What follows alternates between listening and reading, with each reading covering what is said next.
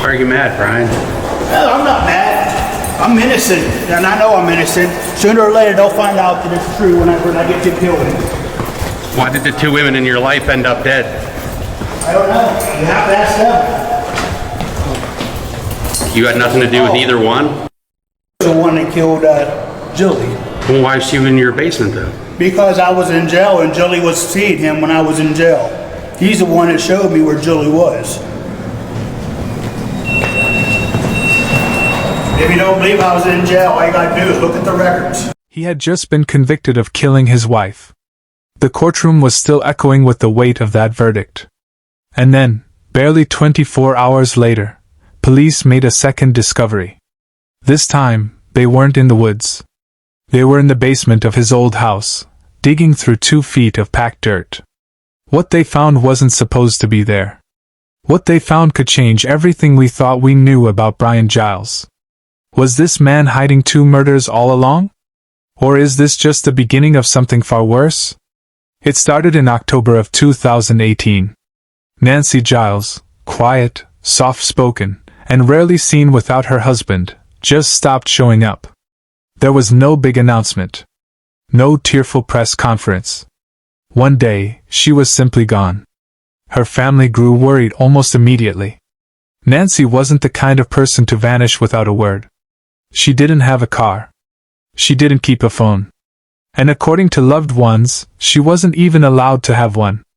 Her husband, Brian Giles, told different people different things. To one person, Nancy had run off. To another, she was probably just laying low. But when the family pressed harder, really pushed him for answers, those stories didn't hold up. There were no signs of Nancy anywhere.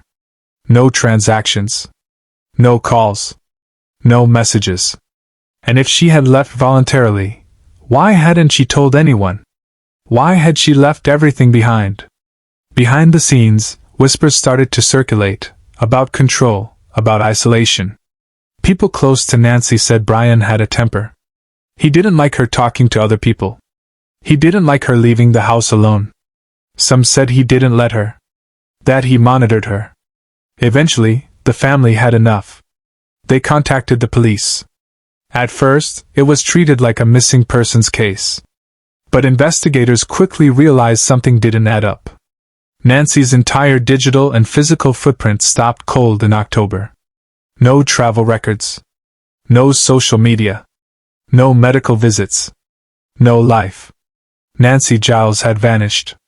But the silence surrounding her disappearance? That was even louder. Long before Nancy disappeared, people had noticed things. Not all at once, but over time, in small pieces that didn't feel right. Neighbors remembered how Nancy seemed nervous around Brian. Quiet. Withdrawn. Almost like she was trying not to take up space. There were no police reports in the early days. No formal accusations. But those close to her described Brian as controlling. They said he was verbally abusive, that he raised his voice often, sometimes in public, and didn't seem to care who heard. It wasn't the kind of abuse you could easily document. No broken windows. Number 911 calls. Just a slow, persistent erosion of someone's confidence, and the fear that came with it. One thing stood out: Nancy didn't have a cell phone. Not because she lost it, or couldn't afford it, but because, according to witnesses, Brian wouldn't allow it. No way to call for help. No way to stay connected. No way to leave. And when she vanished in 2018, that isolation suddenly looked a lot more intentional. Police opened an investigation. But without a body, and without concrete evidence, their hands were tied. Suspicion wasn't enough to make an arrest. Not yet. But what they didn't know at the time, what nobody knew, was that Nancy wouldn't be the last woman to vanish after living with Brian Giles. 7 months after Nancy Giles vanished, it wasn't a police dog or a search team that found her. It was a man with a metal detector. He was scanning the hillside near the James Wood Sculpture Trail in Johnstown, an area that runs just below the city's historic inclined plane. It was quiet, tucked away, the kind of place people pass by without a second thought. But something in the dirt caught his attention. He dug just a little, and stopped. It didn't look like anything that belonged there. Police were called in. The area was sealed off. What began as a hobbyist's afternoon walk had just become a crime scene. Buried in a shallow grave were human remains. Not skeletonized, not decomposed beyond recognition. The body had been there for months, long enough to leave only fragments behind, but recent enough to preserve the story the bones were still telling. Forensic experts were brought in. They found trauma to the skull, fractures on both the front and back of the head. It wasn't natural. This was blunt force. The kind that doesn't happen by accident. Eventually, dental records confirmed what the family already feared. The body was Nancy Giles. She had been less than 2 miles from home. It wasn't until May 2022, 3.5 years after Nancy disappeared, that the first major step was taken in this case. For months, the police had been working in the background, quietly building their case. There were no grand breakthroughs, no sudden moments of clarity. But what they had were pieces, small pieces, each one leading them closer to the truth. Detectives spent months combing through digital records, mapping out a timeline of Nancy's last days. They interviewed neighbors, friends, and anyone who might have seen or heard something. They scoured her last known locations, hoping for that one tiny detail that could crack it wide open. But it wasn't just about finding clues, it was about finding the right clues. Giles had been telling people different stories about Nancy's disappearance. At first, it was that she left. Then, he said she'd run off with someone else. But every version had holes in it, inconsistencies that didn't line up with the facts. Forensic evidence gathered from the scene of her body's discovery in 2019 only deepened the suspicion. The blunt force trauma to her skull, the same kind of injury that wasn't an accident, was hard to ignore. But it wasn't until they cross-referenced this with the inconsistencies in Giles' statements that things started to fall into place. The community began to grow restless. It had been years without answers, and every passing day made the truth harder to find. Nancy's family pushed relentlessly for justice, demanding that the police take action. The local media kept the story alive, reminding everyone that this wasn't just another unsolved case. It was a life taken too soon, a woman who had been silenced. Still, the investigation moved slowly. There was no clear arrest. But the pieces of evidence, circumstantial as they were, started to form a troubling picture. Brian Giles was more involved than anyone had originally thought. And it wasn't until May of 2022, almost 4 years after Nancy's body had been found, that police finally had enough to make an arrest. The investigation had turned the corner, but not without a lot of time, effort, and patience. By June 2025, nearly 7 years had passed since Nancy Giles disappeared, and Brian Giles was finally standing trial for her murder.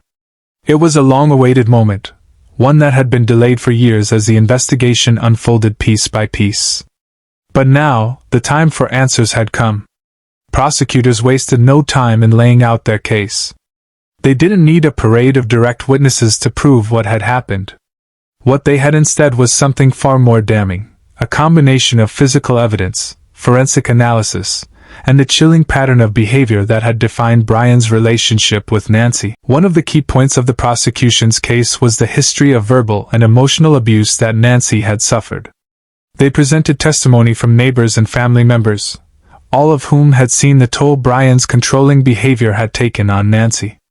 She had been isolated from her family, her friends, and even from basic communication. And while there were no direct witnesses to the moment Nancy's life was taken, it was clear that this abuse had been building for years, culminating in her tragic death. The forensic evidence was equally compelling.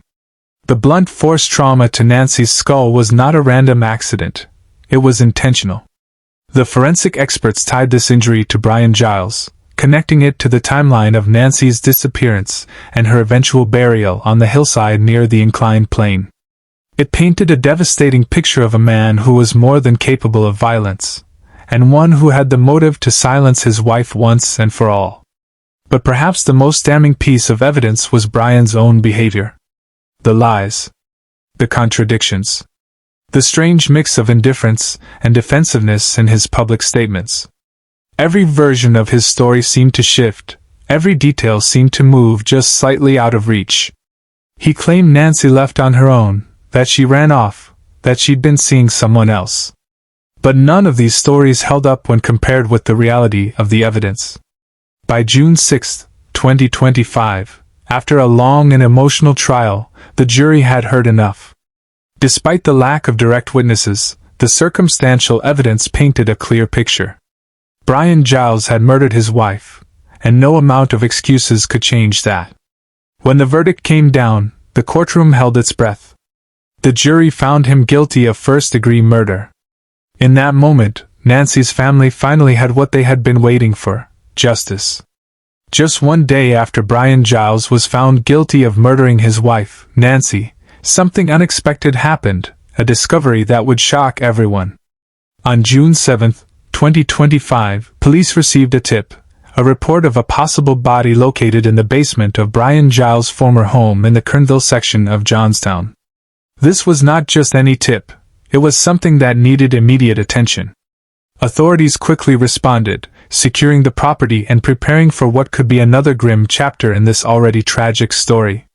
What they found when they began digging was nothing short of chilling. Beneath 2 to 3 feet of dirt, the excavation revealed human remains. A scene that was described as highly suspicious by local authorities. The discovery was unsettling not just because of its proximity to the already tragic events of Nancy's death, but because of the eerie silence that had surrounded the home in the years since. The body, however, was not immediately identified. Forensics were called in, and the scene was carefully processed. At first, there was little clarity. But as more details came to light, the implications became impossible to ignore. Police confirmed that the remains were found in the home where Brian's girlfriend, Jilly Tadero, had lived. Jilly had been reported missing in December 2020, over 4 years earlier, and her disappearance had remained unsolved ever since. Authorities had never been able to determine her whereabouts, despite efforts to investigate her sudden vanishing after a reported domestic altercation with Giles. The link between the remains and Jilly Tadero was still being confirmed, but the discovery left few questions. With Giles convicted of murdering his wife, and now a second body found under suspicious circumstances, investigators were beginning to connect the dots. What had seemed like a tragic coincidence now appeared to be part of a much darker pattern. What had happened to Jilly Tadero? And what did Brian Giles know about it? The discovery of the remains in Brian Giles' basement sent shockwaves through the community, but it raised even more questions, ones that had been lingering for years. In December 2020, Brian's girlfriend, Jilly Tadero, had vanished without a trace. Her disappearance came just days after a reported domestic altercation at the Kernville home where she had been living with Giles. No one knew exactly what happened, only that she was gone. At the time, there had been no formal charges filed. The situation was tragic but not immediately deemed suspicious. Jilly had simply disappeared, and with no body and few clues, the case quickly went cold. But now, in 2025, the unsettling discovery in the basement seemed to connect her disappearance to something far more sinister. Jilly had lived in that same house where police had now uncovered the remains. A house already tied to Brian Giles' violent past. Just like Nancy, she had been living with a man who had been known to be controlling, a man who had isolated his partners and shown signs of aggression. Was it possible that, like Nancy, Jilly had tried to leave, and paid the price for it? Now, the forensic team was tasked with identifying the remains found in Giles' basement. The body was sent to Massachusetts University for further examination. It would be a process that could take time, DNA tests, dental records, and other forensic methods to confirm the identity. But the thought was chilling. If the remains were indeed Jilly Tadero's, then Brian Giles may have been hiding 2 victims all along. The same man who had been convicted of murdering his wife might now be connected to the disappearance of a second woman. And the questions only multiplied. What had happened to Jilly? Had she fought to get away from Giles, just like Nancy had? Was this an act of revenge, or something darker, something that had been building for years? 2 women. 1 man.